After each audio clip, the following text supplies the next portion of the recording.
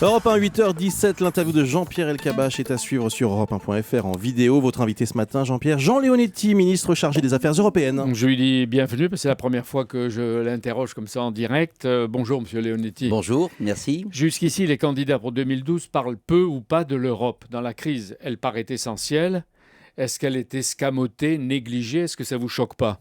Oui, ça me choque. Puis en même temps, franchement, je veux dire que qui pourra éluder le problème européen dans la crise que nous rencontrons? Qui pourra, dans une campagne politique majeure comme une élection présidentielle, ne pas parler d'Europe? Mais en même temps, c'est un peu de votre faute à tous, parce que vous vouliez à la tête de l'Europe des dirigeants ternes et anonymes. Eh ben, vous êtes servi, Van Rompuy, Barroso, Catherine Ashton.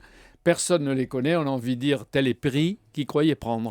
Oui, mais enfin, en même temps, on dit que Nicolas Sarkozy et Angela Merkel dirigent l'Europe et que le couple franco-allemand est à la tête de toutes les initiatives et de toute l'efficacité qui montrent qu'aujourd'hui, l'Europe, elle n'est jamais allée aussi loin, elle n'est jamais allée aussi vite et elle n'a jamais été aussi efficace contre une crise. Je vous laisse imaginer que s'il n'y avait pas de crise, s'il n'y avait pas d'Europe, qu'est-ce que ça serait la crise? On va prendre des exemples. Encore une fois, le prix de l'essence grimpe, M. Leonetti, et le pouvoir d'achat est rogné.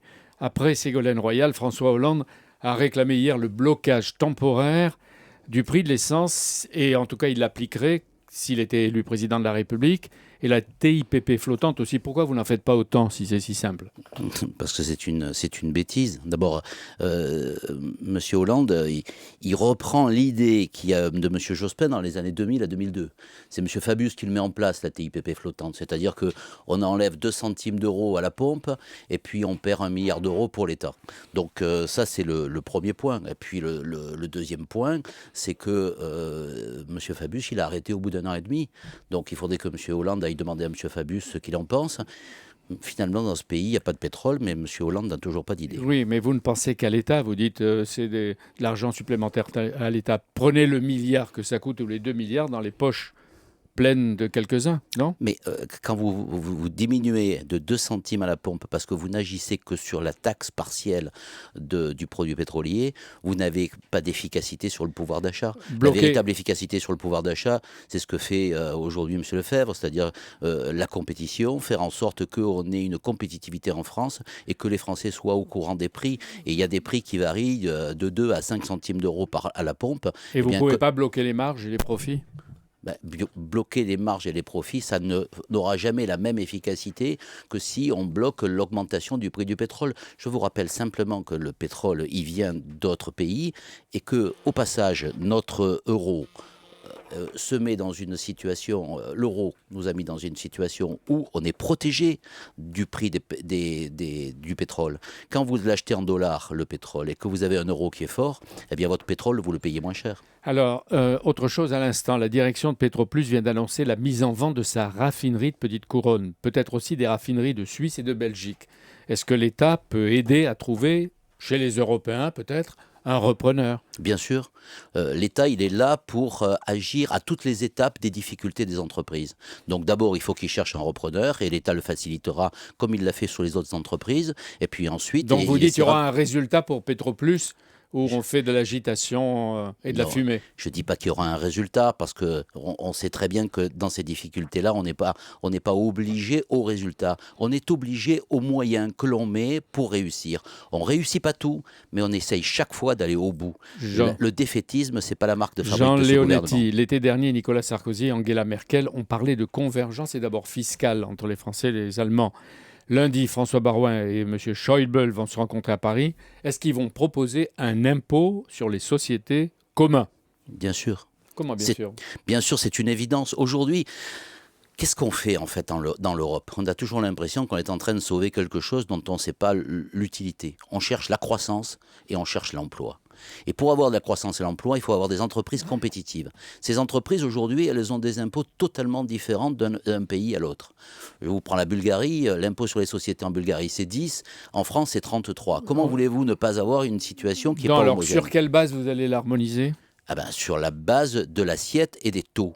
Et donc, faire en sorte que nous ayons le même impôt sur les sociétés en France et en Allemagne, sur une espace qui est 50% du PIB de la zone euro, ça vous donne une force pour les entreprises et une force exportatrice la convergence et économique. Prévue, elle avance. C'est ce que vous dites. La convergence prévue, non seulement elle avance, mais elle se fait, et elle se fait dans cette année. Et c'est encore une grande avancée de l'Europe de Nicolas Sarkozy et d'Angela Merkel. On en saura sans doute davantage lors du sommet européen du 30 janvier et peut-être la veille à la télévision avec le président de la République. Mais est-ce qu'il faut s'attendre à Bruxelles à un plan européen de relance de la croissance aussi ?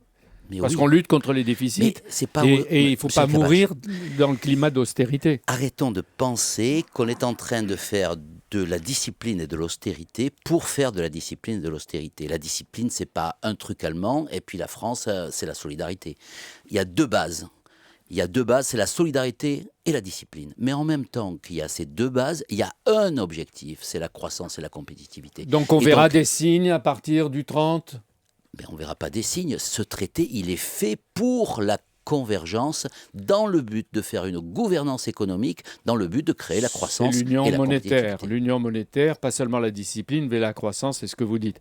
Et alors, la taxe sur les transactions financières, M. Leonetti, la France, est-ce qu'elle peut convaincre lors de ce sommet ses partenaires d'avancer ensemble pour cette taxe ? On n'a pas besoin de les convaincre, ils sont déjà convaincus. Vous avez une lettre franco-allemande qui dit qu'il faut le faire.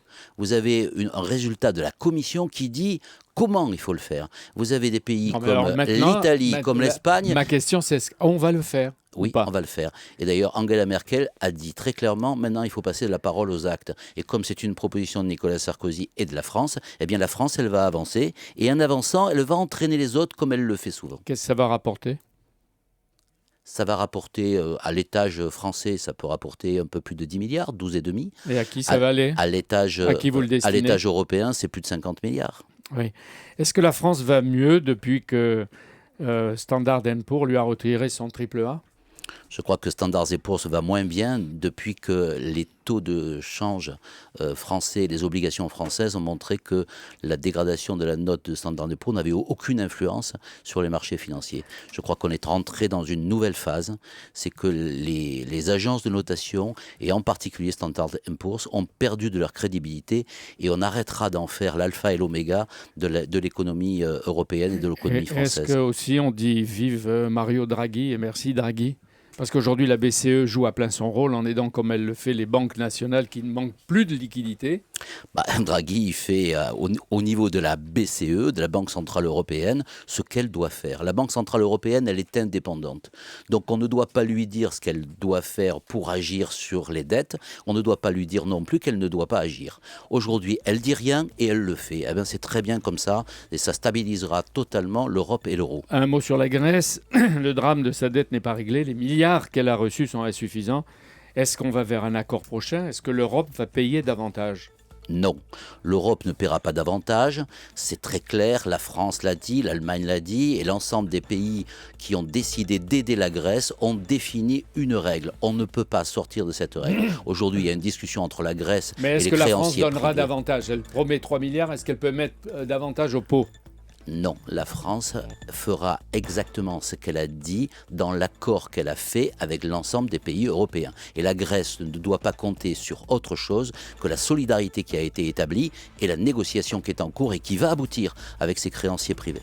Merci Jean Leonetti, merci Jean-Pierre Elkabbach. On vous retrouve évidemment dimanche sur Europe 1 à 10h pour le grand rendez-vous. Avec Xavier Bertrand. Et voilà. J'ai tout dit. Merci Jean-Pierre, bonne journée.